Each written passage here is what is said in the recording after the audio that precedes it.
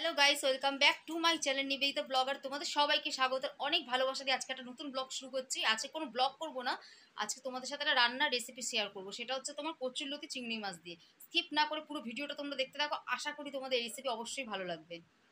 তো এখানে দেখো 250 মতন চিংড়ি মাছ তোমার মানে ধুয়ে রাখা হয়েছে, নুন হলুদ মাখানো হয়ে গেছে, সব কেটে ফেটে বেছে।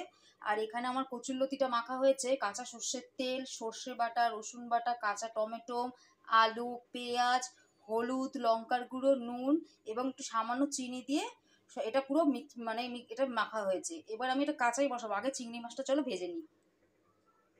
এখন ফ্রাইং প্যানে তেল দিয়ে গরম করে, তেলটা গরম হওয়ার পর আমি চিংড়ি মাছটা ছেড়ে দিয়েছি। এখন চিংড়ি মাছটা ভাজা ভাজা হয়ে গেলে নামিয়ে তারপরে ওইটা বসিয়ে দেবো কাঁচা পুরো। চলো দেখতে থাকো। চিংড়ি মাছটা আমি নামিয়ে দিয়েছি, দেখো হালকা ভেজেছি, বেশি কড়া করে ভাজিনি। আর তারপরে লতিটা বসিয়ে দিচ্ছি সব কাঁচা একবারে। এবার এটা অনেকক্ষণ ধরে হবে, পুরো ভাজা ভাজা হবে, তারপরে নামাবো। এটা হতে থাক, তারপরে তোমাদের দেখাচ্ছি। আমার লতিটা দেখো হাফ মজেছে, এখনো অনেকটা পুরো একদম মানে লাল লাল হয়ে যাবে, ভাজা ভাজা হবে, তারপরে এটাকে নামাতে পারবো। লতি করতে না টাইম লাগে প্রচন্ড। তো চলো ভিডিওটা দেখতে থাকো। আমার কচুরলতি একদম রেডি, আমি গ্যাস অফ করে দিয়েছি। এবার এটা ঢেকে রেখে দেবো। এইটা তোমরা অবশ্যই অনেকক্ষণ ধরে করবে, নাহলে কিন্তু গলা চুলকাতে পারে। এই লতিটা করতে একটু টাইম লাগে, ধৈর্য লাগে, কিন্তু খেতে এত সুন্দর হয় কি বলবো। তোমরা একটু ট্রাই করে দেখো, অবশ্যই তোমাদের ভালো লাগবে। আর আমার ভিডিওটা যদি ভালো লেগে থাকে, লাইক কমেন্ট শেয়ার আর সাবস্ক্রাইব করে আমার পাশে থাকবে।